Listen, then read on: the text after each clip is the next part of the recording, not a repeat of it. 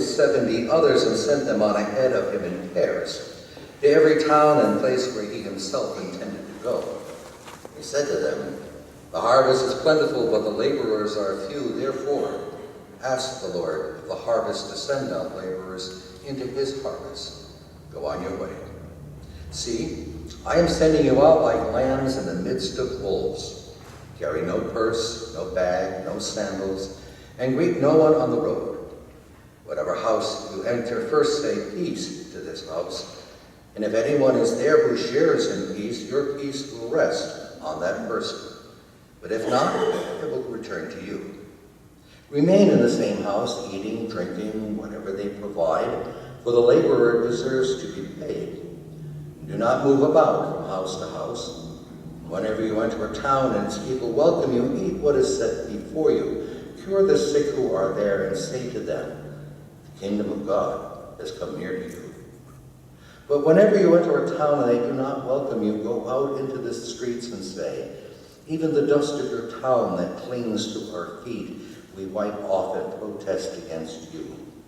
Yet know this, the kingdom of God has come near. Whoever listens to you listens to me. Whoever rejects you rejects me. Whoever rejects me rejects the one who sent me." And the 70 returned with joy, saying, "Lord, in your names even the demons submit to us."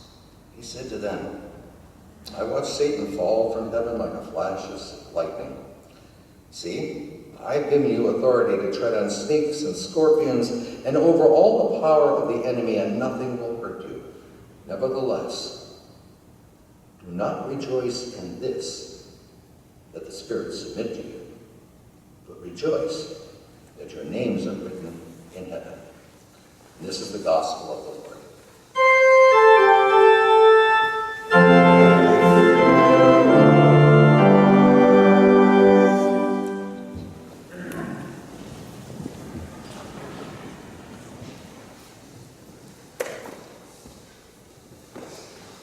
Unpack in this gospel this morning. Lots and lots and lots.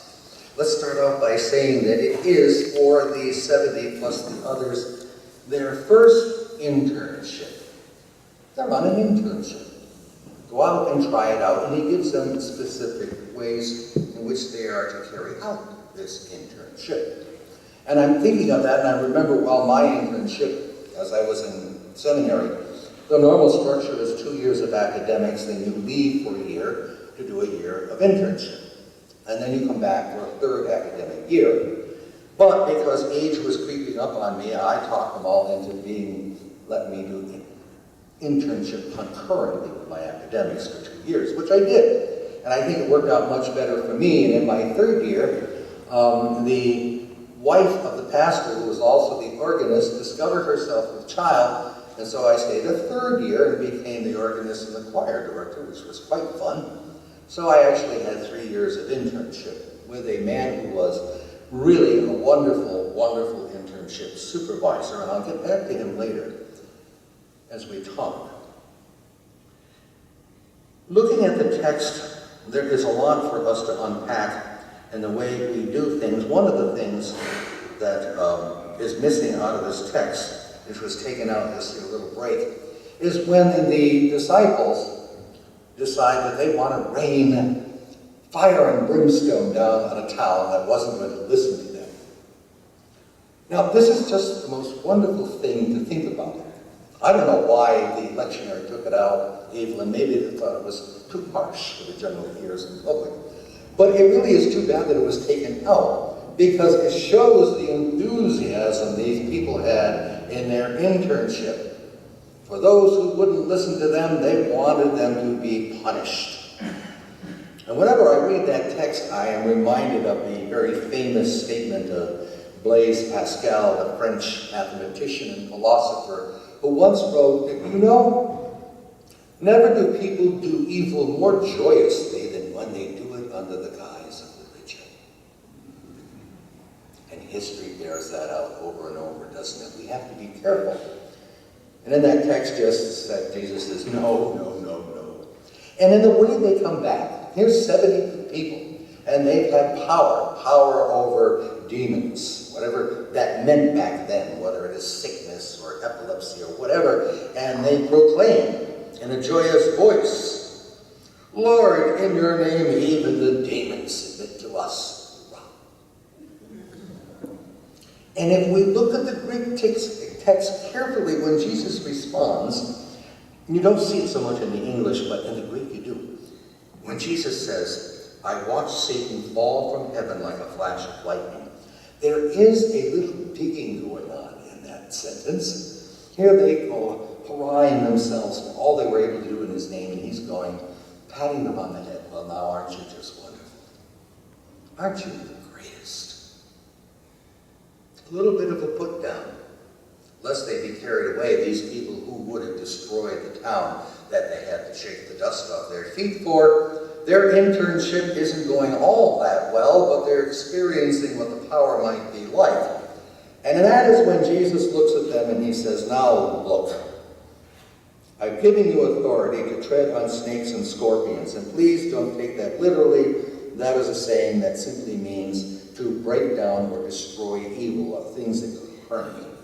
But he says, nevertheless, don't rejoice in all of this, that the spirits submit to you, but rather rejoice that your names are written in heaven, because that is the ultimate thing for which I have come, to which the Father has sent me. And now I return to my internship supervisor, who, after I was ordained, came to my ordination, was part of it, and I kept in touch with him over and over. We went on retreats throughout the year. And about 10 years ago, he started doing strange things. He started spending money extravagantly. He did things that were not understandable. I remember his wife calling and saying, there's something wrong. Until the day when he forged the name of the church treasurer to a rental on a new Volvo station wagon. And the next day suddenly realized what he had done, put it in a garage, and covered the windows with paper so no one would see it.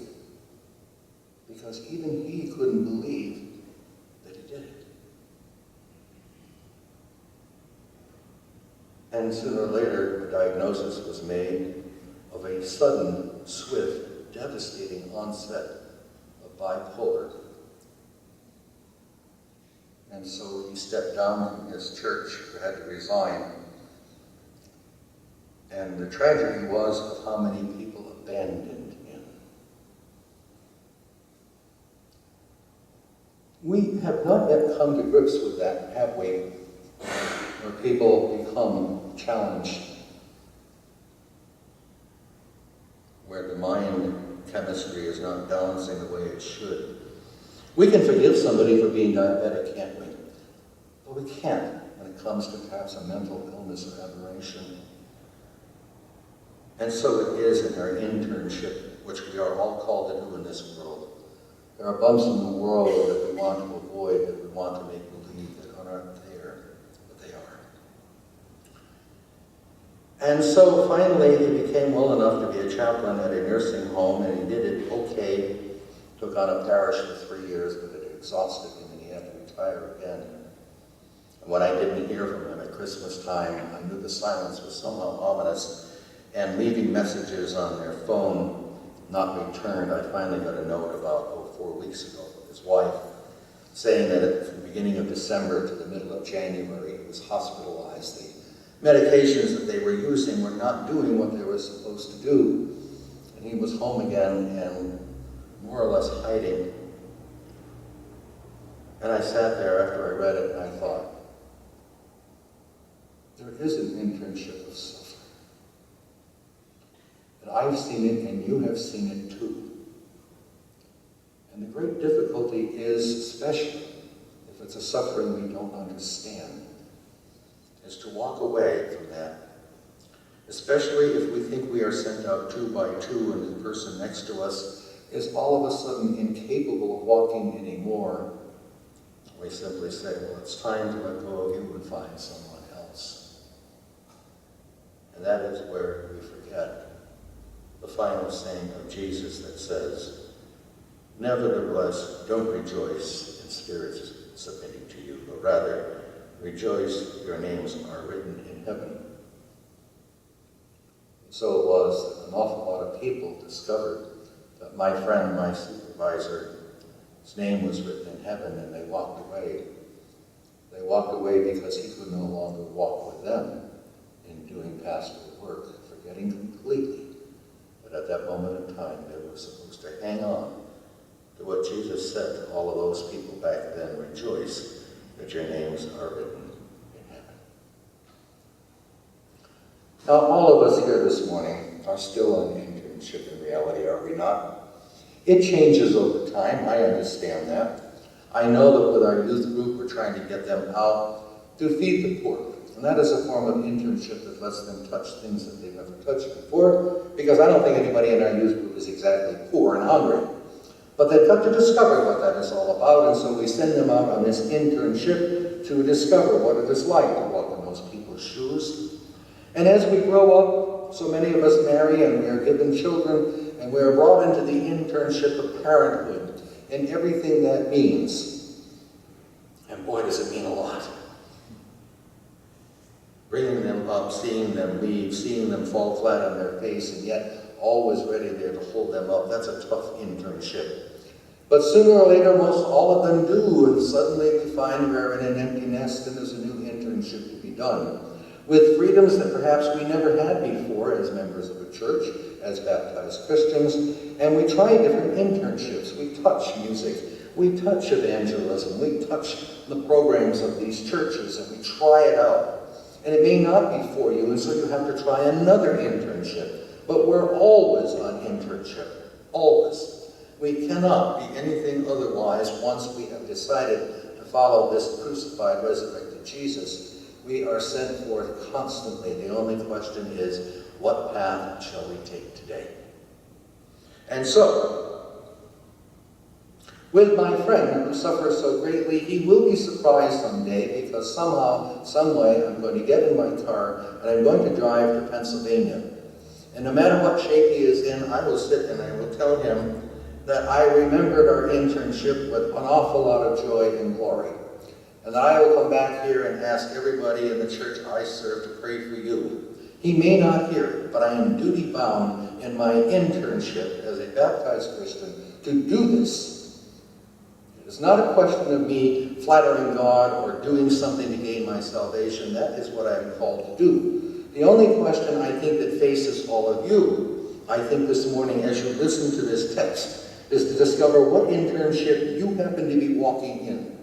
And you all have one.